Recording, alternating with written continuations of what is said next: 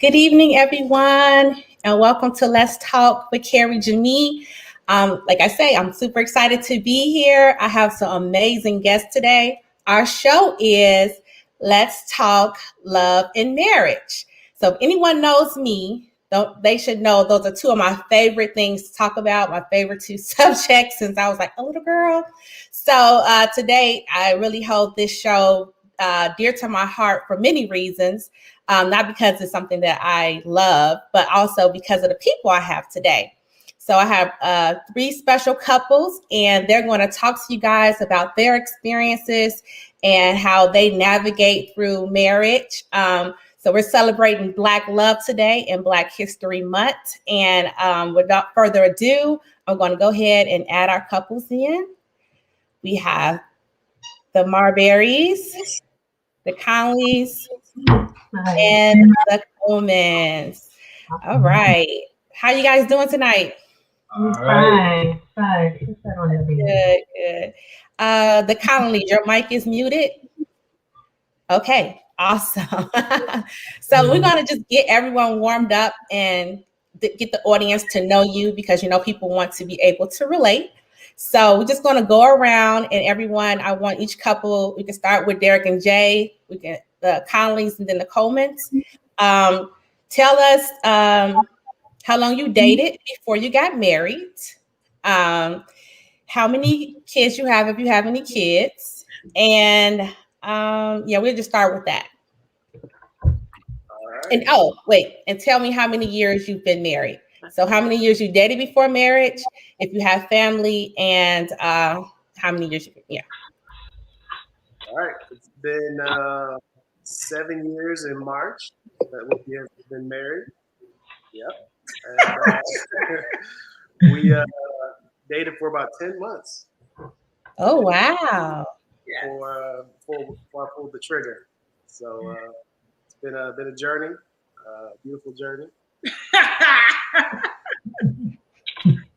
All right. The Conleys. Hey, so we've been together for 20 years. It's been 20 years that we've been together. We have been. It's been rough. Go ahead. Okay, best time of his life. We have been married for 13 years. It will be 14 years in September.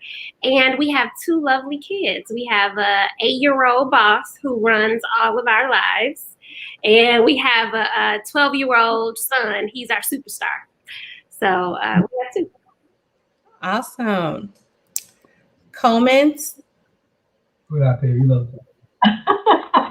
Well, we also probably dated about 10 months. I met Ruben when I was 18 years old. He took me to my prom, and he was back in Vietnam. And we got married in December 12th, 1970. So this December, we were married 50 years. We have 3 beautiful children, 1 son and 2 daughters, and they're all adults. And I have 3 grandchildren, 2 granddaughters, and 1 grandson. Awesome. All right. Thank you guys. You said how long? Yeah, I said how long y'all been married. So I guess I don't want to ask you guys your ages per se, but I guess people can kind of figure it out a little bit. So you know how sometimes, what you say? I'm 21. Okay. You know how some people say when you meet somebody, they're one thing and then now they're something else. If you don't mind sharing, when you first got married, what was your occupation and what's your occupation now? Who? Anyone. I can start. Anyone. Go ahead. Go ahead, Marberries. Okay. I was in marketing and I'm still kind of in sales and marketing now. And then Derek was in sales and marketing in the same. So our careers have been the same. There's been a different journey, but our career path title-wise has been the same. When you got married? Yep. When you got married. Yeah. I done did a little bit of everything. When we got married, I don't know if it's appropriate. I was selling dope. And, she told me I really couldn't do that no more. So since I had a degree, I used to work at Foot Locker. I used to manage at a Foot Locker, and I stopped selling dope. And then, I did a little bit on the side, and then I started teaching. Did you tell the truth? No, I'm just playing. But no, I was doing Foot Locker, and then I was a teacher, and then I started at the railroad. So, and I always did brickwork. I've been doing brickwork since I was 16. So I guess I did sell bricks, but in a legal way. And we were both in college, so I think. Now we got married. Oh, what she said when we got married. You're right. I worked in. You gotta listen, baby. I'm sorry. I worked in staffing, and then now I have my own business. Okay, awesome. What's the name of your business? Agency Brand U. I have a marketing agency. And I still don't know what she do. I have no clue. She just said, I got a meeting. You say what now? You work for her too, though. I mean, she has you hired staff.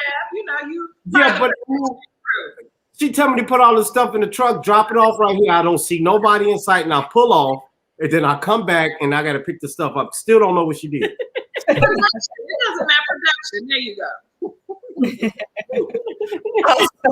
You guys are crazy.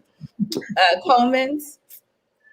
Well, when I met Ruben, I was a sales clerk at a store that no longer exists, but it was Communities. And I was only 18 years old. I'm like Femi. I've had so many jobs. I never slung dope, but I've done a lot of things. And I had my own business for maybe 14 years. I closed the store. That was a retail store, and I went into real estate. And my husband and I, he can tell you about his life and employment, but we were in business. And one thing I found out about marriage is that if you have common interests, it will keep your marriage interesting. Yeah. We've done quite a few things together. We went to college together. We've worked in retail together. He took early retirement from Lucent Technologies.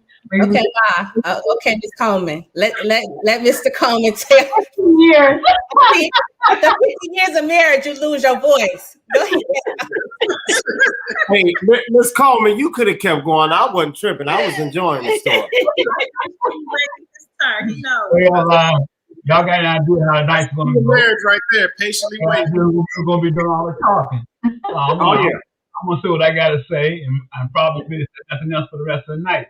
But when we first got married, I had several jobs. But I believe in 1970, I was working for Western Electric, and I got laid off. And later, I got hired with Sears. I was a Sears repairman for about 8 years, and then I went back to school and got a degree at Harvard, and then I started working for Bell Laboratories as over the years I became a software and a hardware engineer, and I've done that for 23 years, and I retired from there in 2001. Now I am a realtor, and that's what I've been doing for the past 15 years. And living off of retirement and all the rest of that good stuff. I know that's right. Mm-hmm. All right. Okay, and you a landlord. You forgot that part. And a pastor. Yeah, you forgot all 3 hats of those. Awesome. So let's get into some nitty-gritty. So for the men, some of the questions, okay, previously to this show, we had a show, we talked to single women, we talked to people who were booed up. And so one of the questions that kept coming up is, how did you know this was the person that you wanted to marry? And usually they say it's the man's type of intuition that comes into play sometimes first. So starting with Derek, when did you know that Jay was the one? I mean, for me, I think it was just a culmination in a maturity process. I think a lot of the women that I dated all had one thing that I liked, whether it be going to the movies, chilling at home. Okay, you like movies. Going out to eat. And then when I met Jay, great conversation. They all kind of just came together in one woman, and just kind of come to that realization that that's enough. That's enough for me. So Okay. that's it. All right, Mr. Jemii. So, Oh. and I love movies. The joke is that I catfished him because I always say I like movies, and he says you don't like movies. I can't help that I fall asleep at 8 p.m. and we need to go to the movies at noon. If we went to the movies at noon, he would see that I really love movies. But at 8 p.m., that's my bedtime. So, Hey, excuse me, Jay. This is for the men. Oh. And he said the spiel, and Can't even let a brother talk. that's it. I mean, you gonna get your chance to shine. Just stand by. It's okay. I only get 1 minute. That's it. That's it. Now you're free to go his time. Right, you messing with my time. Now I only got like about 27 seconds. Like really? Okay. Well, whether you believe it or not, Shantae was my first girlfriend. Whether you believe it or not. And I'm being so honest. When I say my first girlfriend, to come to the house and meet my mother, go to Thanksgiving dinner, go to Christmas and Easter dinners and all that. I never, I had, some girls I messed with, but I ain't never had like a girlfriend. You know what I mean?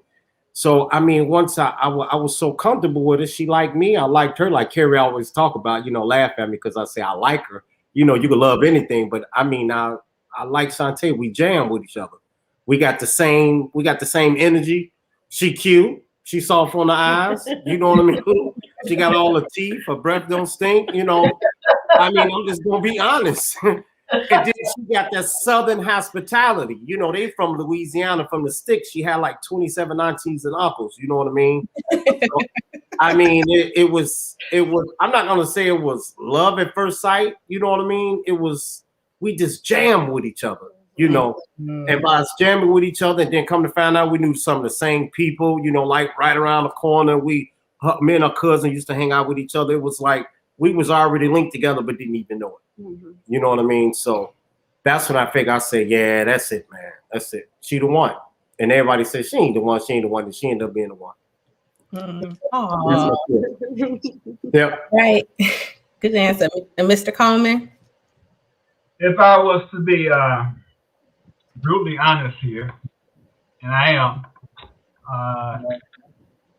when I first met my wife at a community, I just thought she was fine as I don't know what. I know, right? What? Did he say what? Yeah. Did he say what? What? Anyway, I didn't know nothing about love. I'll be honest, I know nothing about love. I knew one thing is that my wife had a lot of other guys interested in her, and I knew the best way to take her off the street, but can't think of another word here, was to marry her. Off the market. Take her off the market. Thank you. Not off the street. Thank you, family. Yeah. I got you, Mr. Coleman. You took off the market, put that ring on there. Like, no, ain't nothing else happening. That's all me. Yeah. So that's what I did. I married her. I'm not even sure she was ready to get married, but it took a long time to really figure out what love is. Right. Most of the time, the first thing to be in people's heart is they think more about the affection and the sexual things, what attracts us in the beginning. But that gets real old real soon. And then you start to find out whether or not you really love the person that you're with after all that cools down a little bit. There ain't no recipe to love, right? Nope. No. Not really. No. I never seen one. So you guys all indicated how you felt like you knew she was the one you wanted to be with. So you kind of touched on it a little bit, but this could be a quick answer. But as of today, are you 100% sure you married the right person? Absolutely. Oh, that's a trick question. You better not say nothing. Yeah. Yeah. I want to wake up in the morning. Oh yeah. I want to wake up in the morning.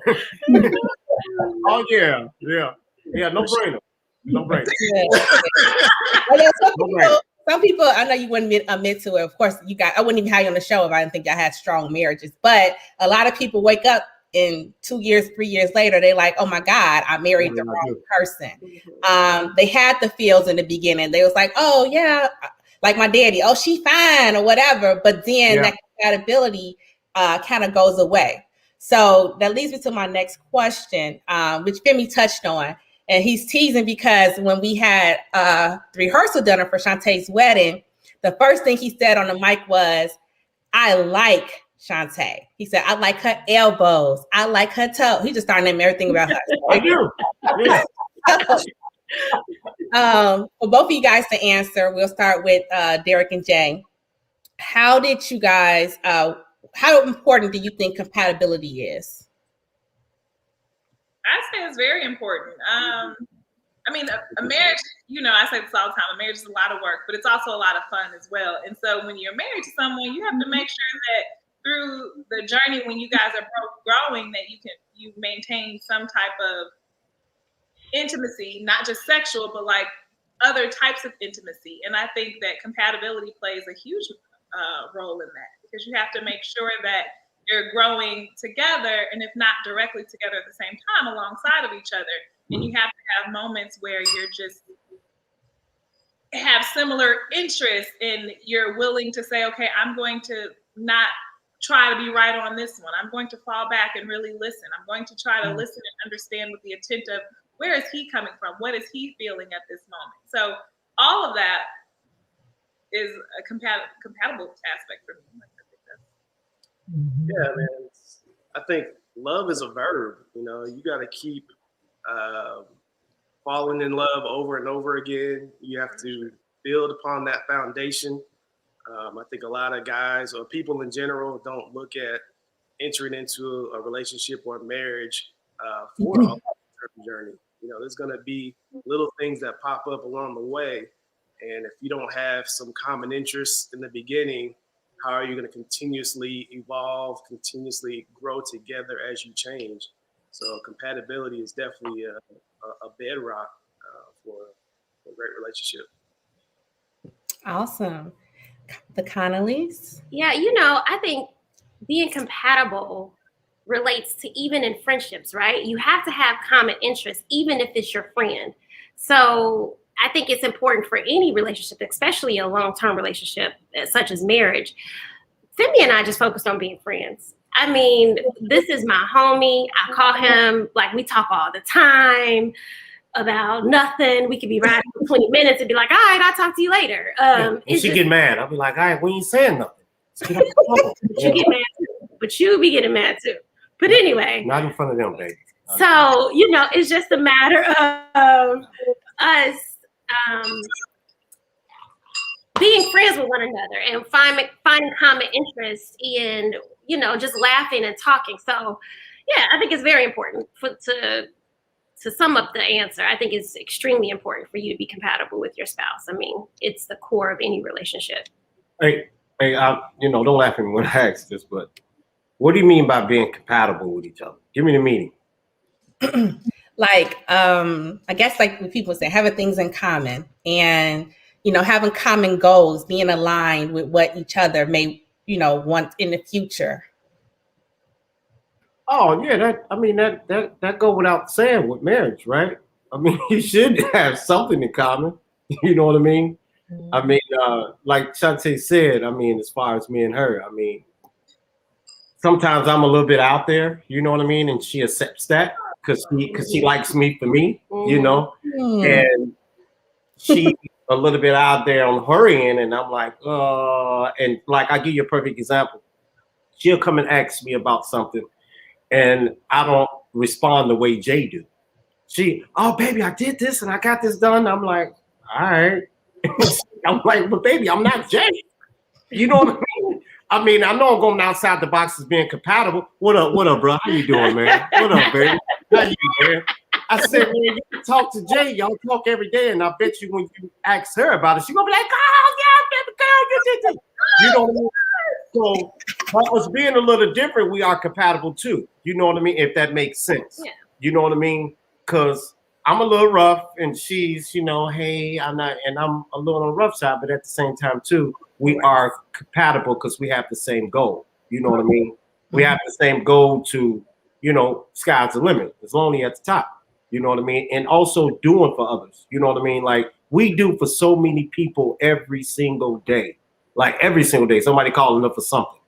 And I don't mind when she does it, and she doesn't mind when I do. So Yeah. I just want to say, like, we're compatible in the sense of goals. Like, our family has the same goals. Like, we have the same goals for our family. But as people, we're different. And so we both have different goals personally and developmental wise and like professionally, but we support each other in for those moments. And so like as a family unit, we're compatible in those areas. But as two individuals, we're completely different. yeah. I'm so Derek, I feel your pain, bro. If you ever need anything from Chicago, I'll send it your way, bro.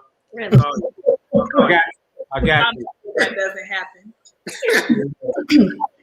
All right. $2 a cup of coffee, something. Okay, sorry, Mr. Coleman. Sorry, Coleman. Sorry about that. You about to get beat? Yeah. Hey, she said something in my ear, bro. I think that She said we're gonna talk in the other room. right. is very, very important, and actually is critical in marriage. Shantae mentioned a little bit about it. One of the things besides loving your wife is that your wife needs to be a friend.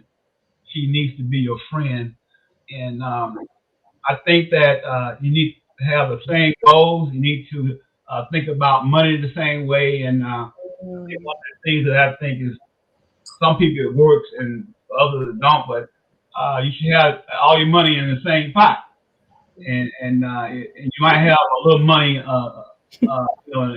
extra, but the main money to take care of all the responsibilities should all be together. And another thing I think about compatibility, being a pastor, and this to me is the one thing I have seen over the years that can kill a marriage, is that you got to be evenly yoked. Give you an example. You can't get married and your wife be of one religion and you be of a different religion, or you be religious and your wife is not, or vice versa. You looking for trouble. You celebrate Christmas, and the person that you married don't celebrate Christmas. You looking for trouble. So I think that is one of the most critical themes in marriage, is that when it comes to belief, that you should both believe the same thing. Because down the road, you're going to have some problems. Along with communications. Communication is gotta happen. No communication, no marriage. Seriously. If I could jump in a minute, I agree. I was listening to Femi saying what is compatibility, and it's not like you are the same, because we are so different, personality wise, but we have the same common goals. We have the same interests, some of the same interests, not all the same interests, because, I'm not like a shadow of his. We're together, and we try to walk together, communicate. Communication, he brought that up, is very, very important. Even if you don't agree, and we don't agree a lot of times on a lot of things. We've been married 50 years, but we don't agree a lot. Yeah, I don't agree with nothing she said. But the core is love and friendship. Yeah. And like they say, your tongue doesn't have a bone in it, but it can break every bone in your body, and it can break your heart. So it's certain things that, everybody knows the breaking point. And I think that you should never go below the belt and break the belt. Because that'll destroy a marriage, to just always hit at the hardest point. And another thing that I think Derek brought up is that, or Jay, that when you get married, you can't just think of the two of you. You marry each other's family. And so it's community. you know. And so all of that, you got to work with compatibility even with the families, because like my husband said, at Christmas time, you can't always say, well, I ain't going to your mama's house, you know, and if you, I don't like your mama's cooking. I mean, you got to get on each end and communicate and have discipline and give up sometimes. You have to sacrifice sometimes your own desires to please him, because you become one. When you get married, you become one. Yeah. And you know what's so funny when you say that, Miss Coleman? Nah, and I'm being serious, but I'm laughing. Like Shantae is my buddy. This is my girl, you know what I mean? She's my wife, you know, my queen, my girlfriend, and all that. But that's my girl, you know. But I am, and I repeat when I say this, I want everybody to hear this, because I see a few people chiming in. I'm in a very, very abusive relationship. And, you know, when you guys talk about friendship, this is my girl is, you know, like hitting below the belt and all that. You know, a lot of times I don't say anything because half of the time I'm afraid. You know what I mean? So, and I know, you know, you got women that say they're in an abusive relationship and all that, but I'm just being honest. I'm scared of the woman. And I'm being so serious when I say this. Happy wife, happy life, happy spouse. This girl told me this today. My sister, Sharita, I call her my sister. Sharita told me, she said, happy spouse, happy house. So that goes for both sides. You know what I mean? When she said, I said, I'm taking that. Because if I'm not happy, I like coming home. And I love coming home. I love coming home and watching TV and everybody shutting up. But that don't always happen. You know what I mean? But I am in a very abusive relationship, Mr. Coleman. So if you have any time, you know, I got my first shot Saturday. I'm gonna get the second one in 30 days, and I'll be clean to come by and we can talk. All right, man. Sorry about that. Sorry about that. I had your bruises well. You abuse, yeah, I can tell because I know you didn't want to wear that shirt. She made you wear it. Like, you look good in that. Yep, she told you here, button it up, fix your collar and all that. Yeah, I can see it. I can see it in your face. She made you move your cup. She did me the same way. Listen, Jimmy, you are so crazy. I apologize, Carrie. This is your show. No, you okay. I'm done. Go ahead. Derek, was you about to say something? Or no? No, I said he hides his bruises well. Oh, okay. No short sleeve. All right, let's go a level deeper. Okay. Okay. In your rockiest time, per each person's tenure that you've been, each couple's tenure, how did you navigate? What kind of problem was it? Without, you know, you have to share your business, but what kind of issue was it, and how did you navigate out of it as a couple? If you haven't experienced any rocky times, well, I can say, you know what? I can say we have rocky times because we argue over some of the dumbest things ever. Like, I mean, we had a heated one the other day. I mean, over maybe like a torn piece of paper. Like, it was that simple, right? But the way we dealt with it was we don't walk around for weeks and not saying nothing to each other, nothing like that, you know. Because I might say something to her and she gonna look at me and then she be like, oh, we have to communicate because we have children, right? So it only can go so long. Somebody got to pick up the kids, or I got to take the kids, or the one kid got practice here, another kid got, so we got to communicate. You can't even duck that, right? Mm-hmm. But I had told her the other day, we was sitting on the couch, we was about to watch all those shows on Netflix. And I said, baby, we can't do this no more. I'm like so serious. It's like we fussing over some of the, I mean, when I say dumb,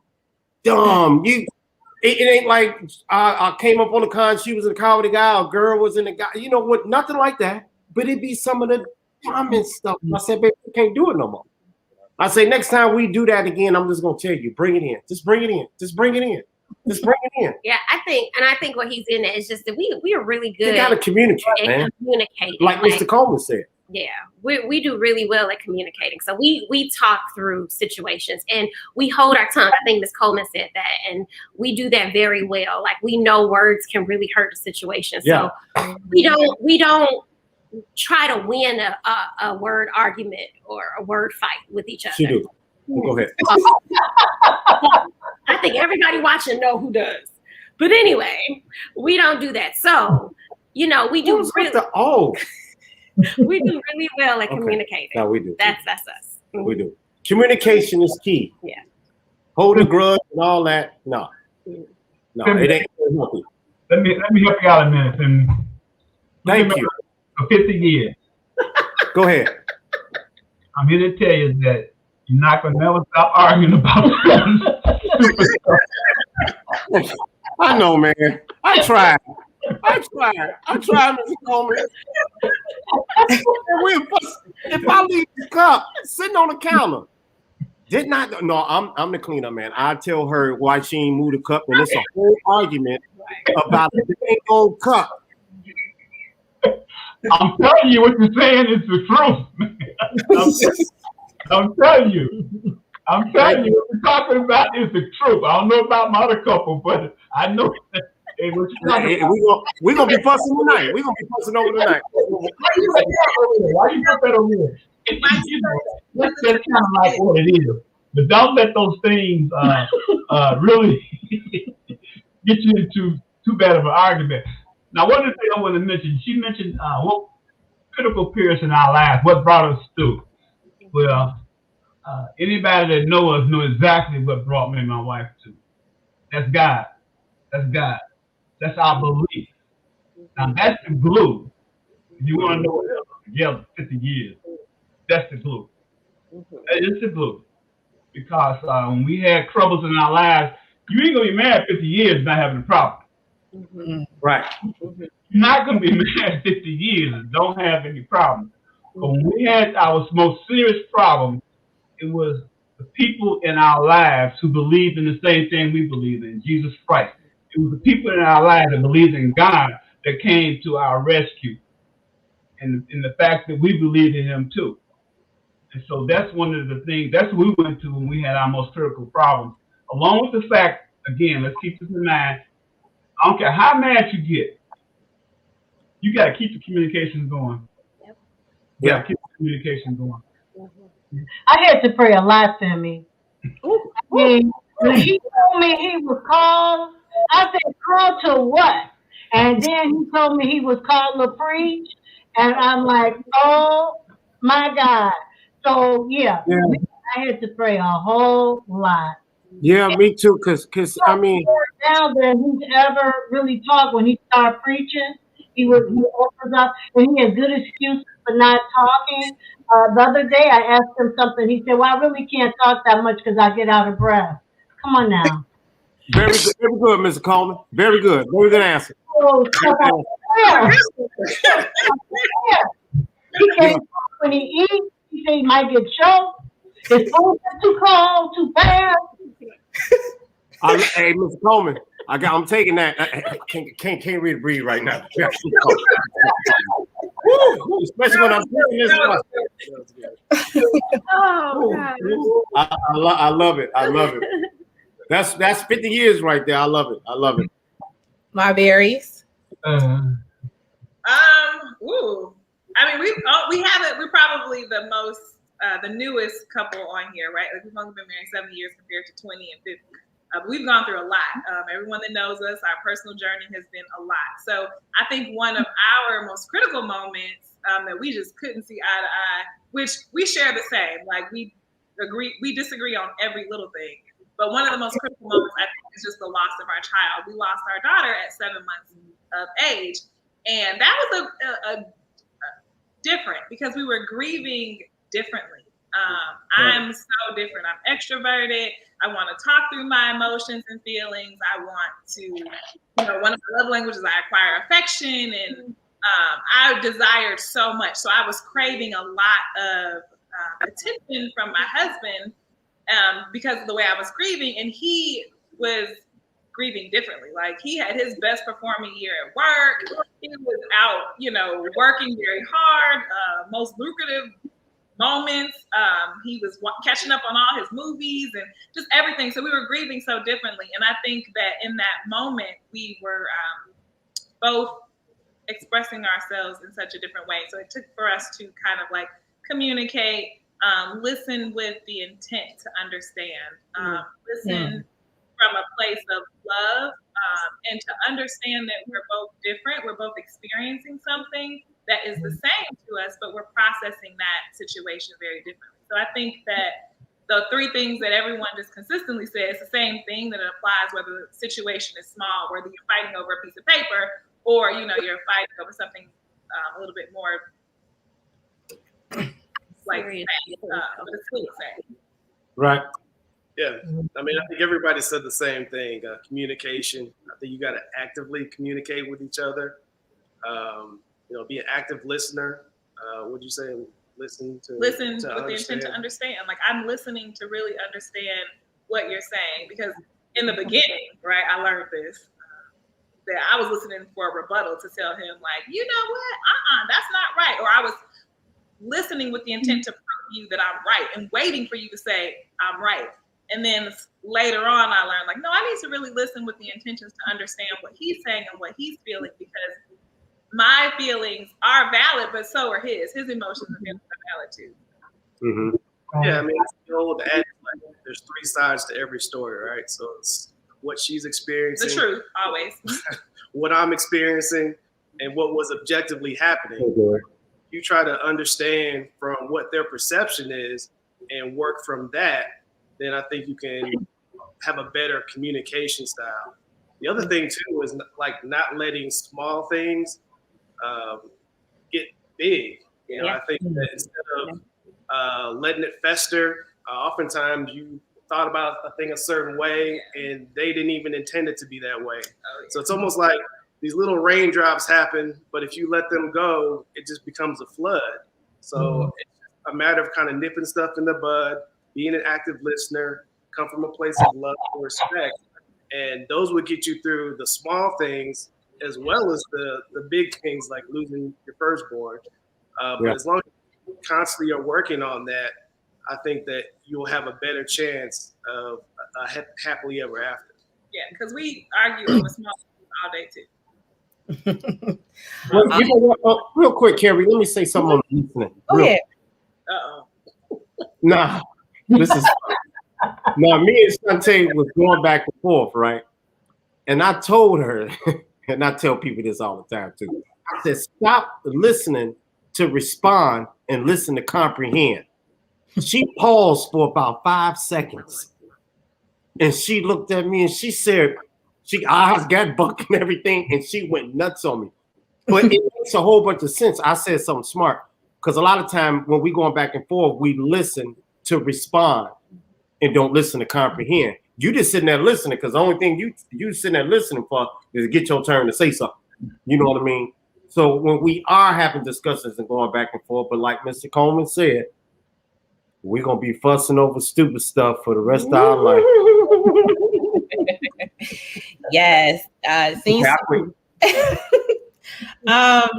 so I wanted to, when I was doing my last show, people who were in relationships, it was so hard for me to find men that I felt like were in relationships. Either they were married and or they was kind of single, you know what I'm saying? But I wanted to talk about for the men a little bit, because, you know, we have like these high ratios of divorce, or men are not, you know, staying in relationships and not really getting married. Do you think that men should be scared to get married? Is it like what they hear? Is it myths or is it truth? Why should a man be scared to be married? Yes. Terrified. I wouldn't do it at gunpoint. Carrie, I hear you, because every time I go to a wedding and they get ready to throw the bouquet, all the single women get on the floor. They fighting. And they get ready to throw the garter. And it was like, there's no single men. They won't even come to the floor. They don't even want to catch the garter. So that is a good question. I think it's commitment. I don't know what it is. You know, I can say from a woman's perspective, I think that, and especially some guys that we talk to, I think it's more so them being scared that the person's going to change. I think they think that their wife is not going to become their best friend. She's going to become more of a warden. And so I was like, I want to live our pre-marriage before marriage, just as if we were married. So we know it's the same. Like, I didn't want to change. So whatever things I had in my closet and in my bag that I didn't want him to know, I let him, he saw all of that before we got married, because I didn't want him to feel like I was going to switch it and change up. So now he changed. Men changed too. I just got to say this now. Everybody say the women's going to change. Men, they change too. But we'll do that later. Well, I think honestly with men nowadays, you know, I think marriage is a good thing. That's just me. You know what I mean? I mean, I like family. I like family reunions. I like family get-togethers. I like people come. I love family. You know, for the people that came over to the house before, like at one point, Derek, I mean, Jay lived here, but she did give me a cup of coffee in the morning. My girl. Yep. I need a black coffee. She called me the old man. I need my black coffee. I'm up at 5 a.m. But I think what it is with men, I think men, they don't know. So guys, they ask me, and I tell them, I say, hey man, it ain't, you know, marriage, it is a title. It is a commitment. You can't play around with it. You know what I mean? But I think in our age, in our day and age, you have a independent woman and an independent man. They both come together and they could say, you know what? I could do bad all by myself. Mm-hmm. You know what I mean? We know a lot of couples that got divorced over nothing. And it wasn't like nobody was fooling around or nothing like that. But it was like, you know, like Jay, like Shantae tell me about Jay and Derek all the time. I mean, like, y'all doing y'all thing. Don't stop. Y'all doing y'all thing. I mean, like, honestly, y'all doing y'all thing. I love it.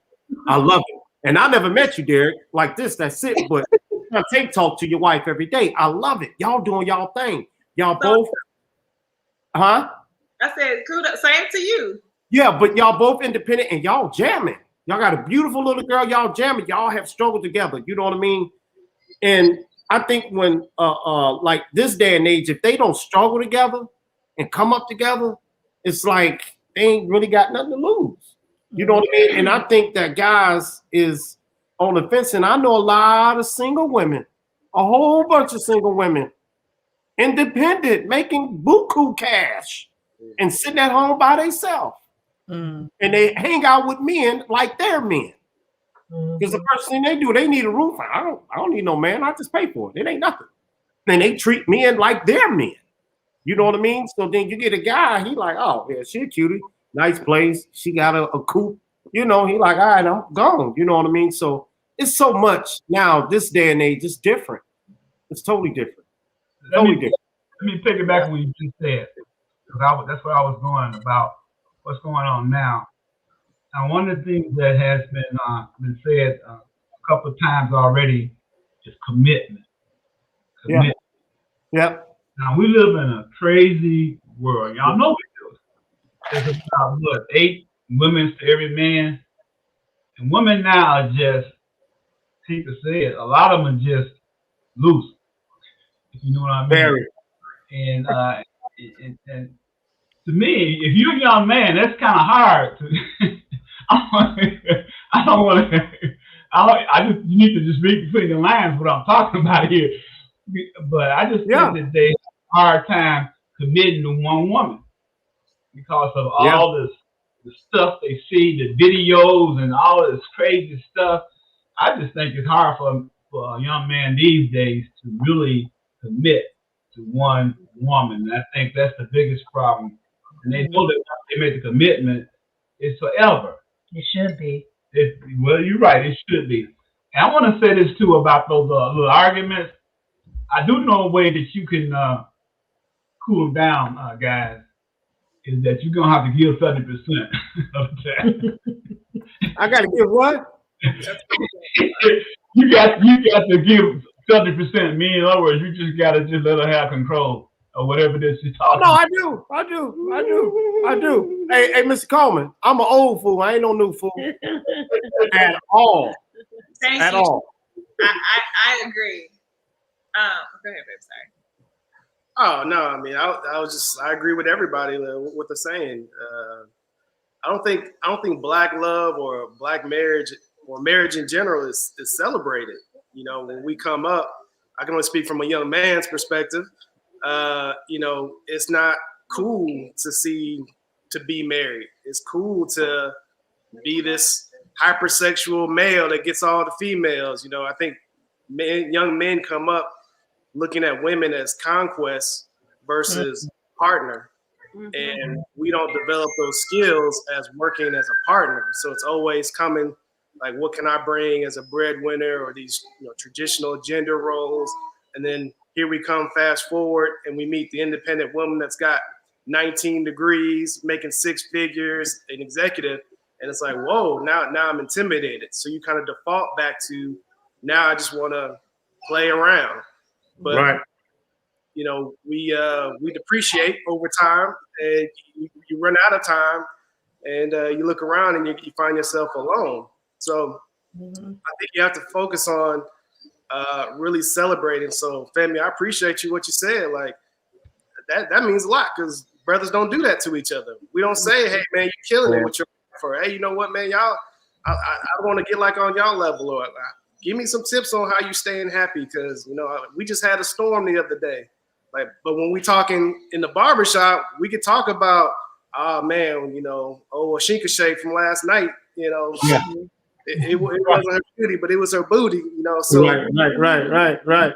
We got to be comfortable as men to hold ourselves to a higher standard, to be the best version of ourselves. Like, you can play the field, you can do all that as a young guy, but things change. You get kids, you get older, you get sick, you lose your job, you experience a pandemic. No one wants to go through that by themselves, as a lot of people are experiencing right now. So focus on developing relationships, deepening relationships, and finding a partner. And I think we'd be better served if we did that. So on the same wave as that, this want to be probably one of the last questions. I don't see any questions from the audience, but if they have a question, they can go ahead and put one in the chat for any couple. But with all this said that we just said now, are you happy that you married? Like, would you rather be single, but are you happy that you're married? Like, why are you happy that you're married and not single? Does that make sense? A lot of sense. I'm not happy. That's the reason why he's in an abusive relationship. Exactly.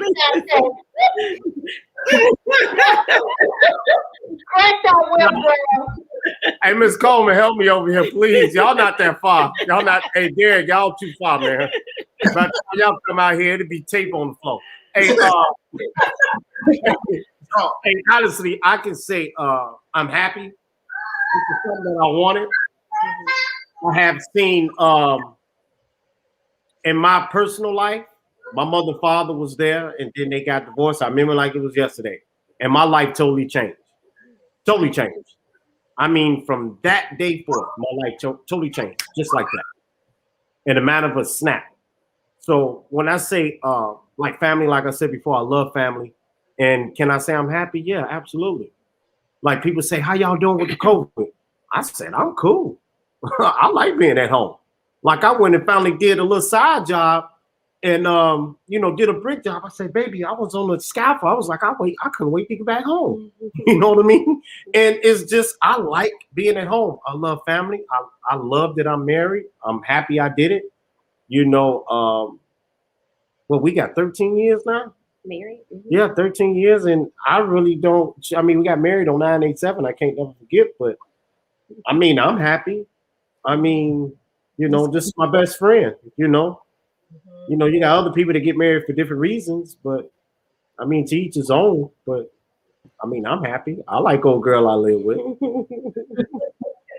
Awesome. Shantae, are you happy? Are we not happy, but I know you happy. You know what I mean? Yeah, absolutely. She better be happy. Absolutely. He's a wonderful husband. And he's an even better friend. And that's what I say. Like, I've married my homie. Like, we can come home and kick it and have a good time. We don't have to always be on. I don't have to always have a conversation ready to talk about. I don't have to always think about what we need to do next.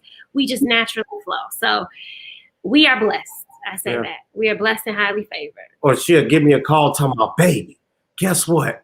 I'm like, hold on, let me pull over. We like kids, you know what I mean? I'll be home in a minute. We'll talk about it in a minute. Hey, get your cup. You know what I mean? I mean, I like being married. You know what I'm saying?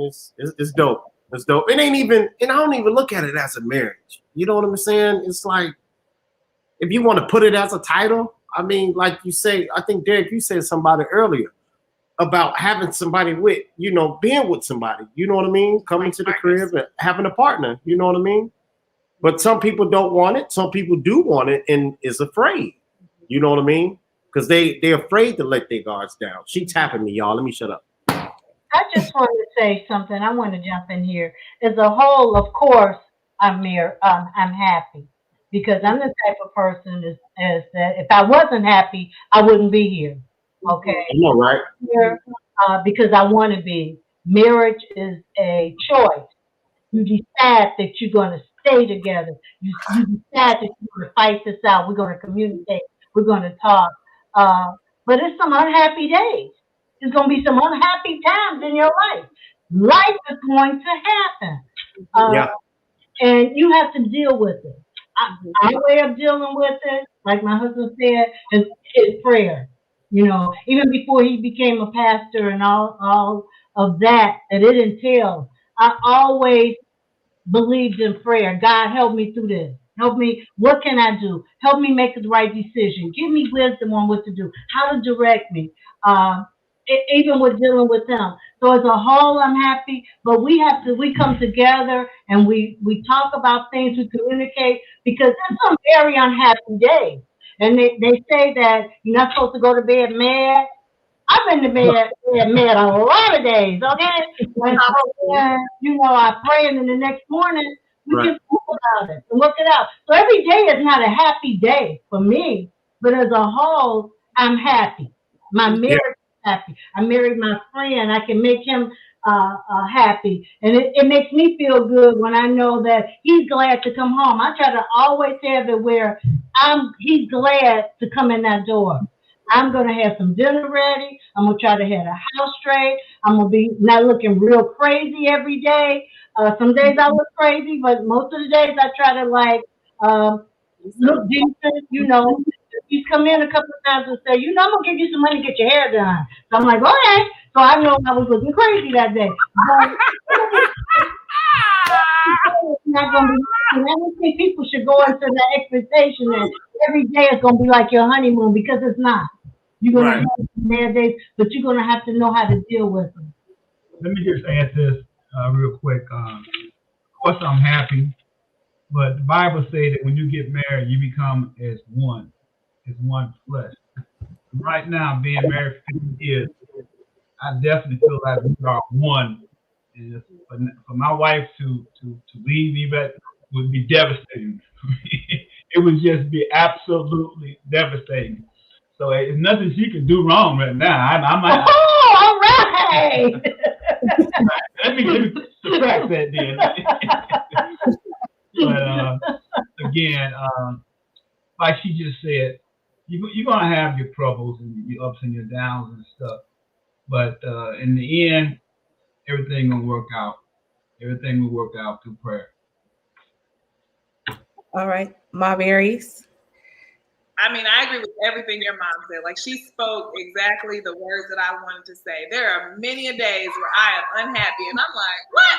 Why did I get married? But then there are many other days where it all makes sense. And overall, the good days outweigh the bad days. You know, and when I have those moments where I'm like, huh, why did I get married? I challenge myself to do something that is pleasant for him. So something that's going to be make him happy, because then that will remind me and that will encourage me to continue to keep going, because I am here to like help him and he's vice versa. So yeah, I agree with everything your mom said. Like, why did I get married? Some days, like unhappy moments, but overall the good outweighs the bad for sure. And echoing what everyone else said, like, this is my friend. I enjoy seeing him happy and putting a smile on his face. So when I'm in a rut, I'm like, okay, well, what can I do to make him happy today? Because maybe that'll make me happy. I wanted to say something else that Femi said that is very, very true as far as friendship, and that is love is an action word. And you can say all the time, I love you," but if you don't be there when you need it, when you know you need somebody, then that doesn't mean anything. It's just a word. And that women like to feel appreciated. You can say you love them, but show me some appreciation. Show me that you're glad that I cook dinner. Show me that you're glad that I take care of the kids or I keep them home. Just show me some appreciation. I'd rather feel appreciated than like every day you whispering in my ear, blowing in my ear like, "Femi, I love you, I love you." And then you won't even sweep the floor while you see I'm washing the dishes. But in those moments too, like I always say this, like you have to explain to your spouse, like, this is what will make me feel appreciated if you do these things. And it's frustrating sometimes to say, like, well, you should know that, you should know how I want to feel appreciated. You should know what makes me feel good. But a lot of times we do have to communicate that to our spouse and say, like, hey, in these moments, this will make me feel happy or appreciated. I'm missing this. I'm craving some of this. It goes back to what we've said consistently throughout the show. It's like we have to make sure we're communicating and we're communicative with each other. But that's it, like saying, like, this is what I need from you right now, and having that conversation. Now, let me elaborate on that real quick. I don't know about you guys, but do your wife sometimes think that you a mind reader? This is how it starts. Carrie, this show needs to be long. No, because I mean, I thought you read minds. no, I don't. Sometimes y'all expect us to do something behind in the world. I'm gonna know what to do if you ain't told me what to do, or sometimes y'all want us to figure it out on our own. Because sometimes it's just know how we're feeling, and that's by the way we look. Like you didn't understand when I walked off and said nothing was wrong, that something was wrong. What you mean? You don't understand that? you didn't understand the way I said, mm-hmm. You ain't understand the way I said, mm-hmm. You didn't understand the way I said. Yes, dear. I said, mm-hmm. Okay, so listen, we read that love language book, right? And I figured out she like gifts, right? Every time I get her a gift, guess what she do? What she do with it, Jay? She take it back. Come on, man. Coleman, what am I supposed to do? She told me she loved gifts. Jay, don't start drinking. What you do with it? Don't be looking like that. Hey, look at Jay. No, what she do with it? Every single time. I'm sorry, the last few I years, spent my last bread, the back. last couple of dollars I got in my pocket, I spent it on her, and it's a nice, expensive gift. Guess what she do with it there, Mr. Coleman? Take it back. Why are you telling these people Right lie? here, okay, we love all that you give us, and take them back. I give all the gifts, and what she do with it, Jay? Do she take it back? Come on, this is good. No, see, you see how they stick together? Carrie, we can't. Huh? My fault, Carrie. Sorry. That's okay. Derek, did you want to answer that question? Oh yeah, absolutely. I think one little hidden gem for all the people listening is constant check-ins. Like check in with each other, good times, bad times. No matter what relationship, no matter what job, no matter what passion project, car you driving, there's always going to be some issues. So just figure out how to communicate with each other, and absolutely, I definitely think I made the right decision, and encourage people, to be intentional about their decisions when it comes to love. And marriage ain't for everybody, but you need to go through that process to make sure that it is or is not for you, and just again, be intentional and communicate. But yeah, absolutely, I love her, and I'm glad I made the decision. Oh, can you guys hear me? Yeah. Okay, because my screen is frozen. So I'm just going to leave it with you. I didn't see any questions, but you guys could just end each couple, we could start with the Colemans, the Connollys, and then the Marburys. Just giving your last, what advice would you give a couple right now that is married? And, you know, what final words do you want to leave to anyone that's watching today? I think that respect each other. Respect each other. Learn to communicate regardless of what might be going on, and to always. I think someone has to give more than the other person in order to keep harmony and keep peace. Because you don't want, like Femi talked about earlier, which is true. We have some of the biggest discussions and arguments over things that don't make any sense, and you don't want those kind of things to be in the air all the time. And again, Femi also mentioned about reading our wise minds, and sometimes I think that I'm in that same position, and I don't really know what it is you want me to do per se. But after being married 50 years, I don't really have an excuse. So you guys might still have one, but I'm supposed to know. I'm supposed to know now. So you guys just hang in. Hopefully you will know too. Without them saying what to do, you'll just figure it out. Oh man. I think that my husband said a lot, and I agree. If you love someone and you love your friend, you're not going to hurt them. You're not going to do anything that's going to hurt them. And you know what hurts them. I know what hurts our friend. And I think that that's important. And that don't always think that love conquers all. Like what Femi was saying, mind reading. You got to talk and communicate, because I can love you, but I might have to love you from a distance. You know, it's just some lines we're going to have to draw.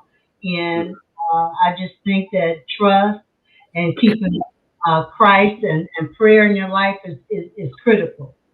I mean, because when you can't even talk to each other, you might have to go in the room and shut the door, go in your own little closet, whatever, and just talk to him. And it is true. In all thy ways, he will direct your path. And I believe that, and I stand on that, because if I had to make decisions, I wouldn't have been here. But only through Christ. And we made. All right. We have a question. I'm going to let you keep that for your last thought. The question was for men. What would you say to the men that wants their girl to be perfect before marriage? Is that a such thing? Yeah, her name Shantae. What's up, Mom? Trained in play. I know Shantae. I mean, hey, I don't know, but ain't no perfect person out there. I was talking to some girls that I know. I say, y'all single, you're nice looking, you're professionals. I said, you're not going to get that knight in shining armor, just like a guy's not going to get that princess come out the sky. Only person that's perfect is God. All right. Period, point blank. You're not going to get anybody perfect. Ain't nobody on this call perfect. Everybody has flaws. And it's not even about flaws. It's just nobody's perfect. You know what I mean? I mean, you learn how to work with one another in the marriage, right? You know, it's some things that Shantae definitely helped me out with. Oh my God. There's some things that I didn't help her out with. You know what I mean? It's vice versa. Some things that she didn't even, you know, you got the constructive criticism, right? It's the mirror you cannot see. If some things she got some so-called flaws in, and I say, well, baby, how about this here and this, that, and then she do me the same way. There's nobody perfect. Ain't perfect. Yeah, right. No. I agree with Femi. You're not going to find a perfect woman. And any man out here is trying to find a perfect woman would never find a woman, period. But one of the things you want to do when you're trying to find a mate is that you got to be able to accept things about her that you can accept, because you're not going to find anybody a perfect woman. You're not going to find a perfect man. So they'll have to lower your standards a little bit. Say, okay, I will accept this, and that, but I won't accept that and that. But you're not going to find a perfect woman. And don't There. think you can always get somebody then change them, because that ain't gonna work. That's never. No, Not gonna no, work. no. Because this woman right here, she thought she was gonna change this one right here, but no, not today, not tomorrow, in that order. I think everybody on this call knows. No. that I cannot change him. And No, because I got a whole problem. I got a whole problem over here. I'm not even gonna lie to you. There's no perfect person. And I don't even look at it as a Mr. Coleman. Oh, sorry. Mr. Coleman, I know she's tapping me, but Mr. Coleman, when you said, my fault. Mr. Coleman, when you said, what did you say? You said, lower your standards. Like, I agree with that and don't disagree with it. And there's nothing wrong with it, but, you know, lowering your standards. I mean, I like a nice looking woman. Every woman on here is beautiful to me. You know what I mean? Like people say, hey, I like a light-skinned girl. She got to be short. She got to have one booty. She got to have one breast bigger than the other, one ear. Nah, come on, man. You know, I just like women. You know what I mean? I like her. You know, I don't like boys and nothing like that. So I like Shantae, you know, and she is perfect to me. You know what I mean? I'm not lowering. Actually, I lowered my standards because usually, I mean, I have to fix her up and clean her up. But let me stop. Let me stop.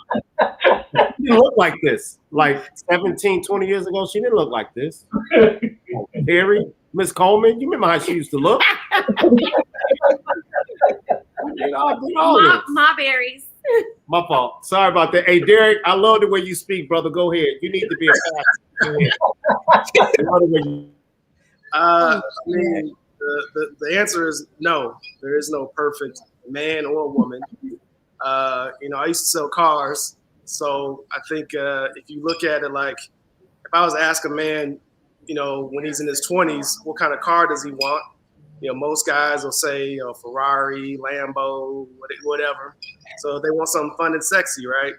But when you get, if I ask that same question in their 30s and their 40s, they're gonna be, I want something more practical. You know, I need a sedan or an SUV.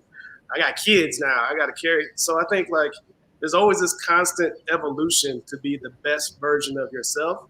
And I think, you know, there should be a pursuit of perfection, but there's no such thing as perfection. You know, if you're constantly growing as an individual, you're constantly growing as a couple. So you'll never achieve that level of perfection. But as long as you guys are constantly trying to be the best version of yourselves and seek to be the best version of yourself, I think you have a higher probability of that happily ever after than saying she's a perfect 10 when she's 24 years old. You know, beauty is a depreciating asset. Excuse me, I think that is a perfect answer, and that's all about maturity and growing. Because if a man that's in his 40s want to act like he's in his 20s, and he still want to act single, and he's married, and he still want to get a little one seat, two seat Camaro when he have two kids and a wife, then it's an issue. And it's a lot of women out here to each man. But if you start a marriage off like you're single, you always do your thing, I always do my thing, we never do nothing together. That's bad. That's starting off on the wrong track. And also the revenge thing.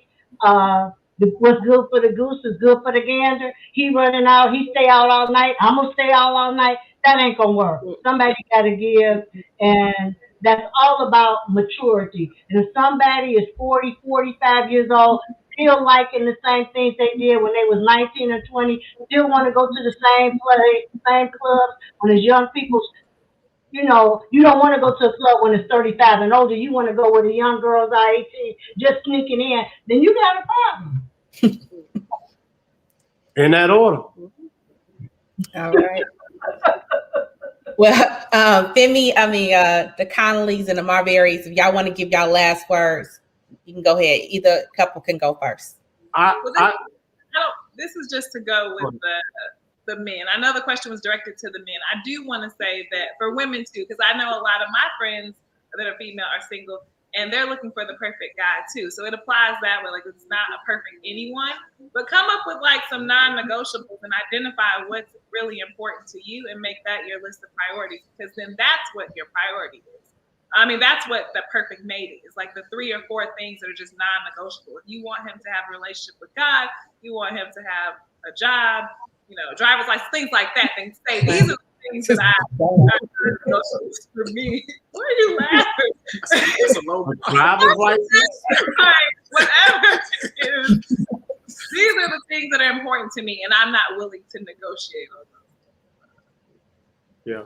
That's right. So if he ain't got no license, Jay, he not good. It came up in my mind, like, whatever. I just was saying, that's what I was trying to say. A passport. What about if he got a bus pass?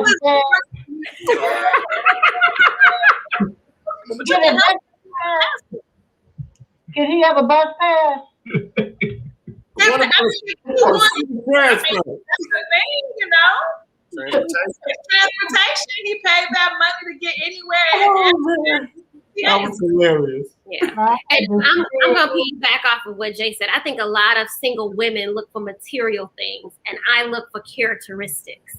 So, how are you looking? I looked for characteristics. Femi was great. He was a great friend. You saw all the people around him. They loved to be around him. His family loved him. They adored him. All of those things. He was hardworking. Everybody talked about how hard he worked for where he was going and where he wanted to go in life. And all of those things is what really mattered to me. So I think if you have a list, don't focus on the material things. Focus on the characteristic of the person, because that's truly what matters. So that's me answering that question. I know it's a man. And then my closing remark is, I agree with everything Mr. and Mrs. Coleman said, so I'm not going to repeat it. I'm just going to add to it.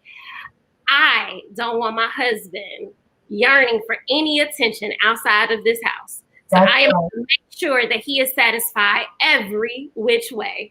And that's not only physical.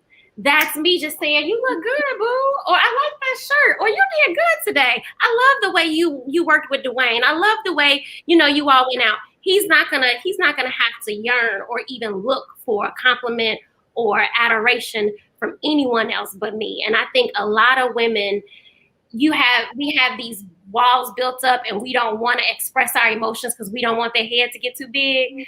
But I can care less. I am gonna, root my man on at every single moment and opportunity that I get. And I think that is sometimes what's missing in a lot of marriages. And all I gotta say is, fellas, 2 + 2 is 5. I told my buddy that he just got married. He said, Femi, what does that mean? I said 2 + 2 is 5. So he said, man, what are you talking about? I let him, a few days go by. So he called me. He said, man, what is 2 + 2 is 5? He was about to get married. I said, I don't care what your wife say.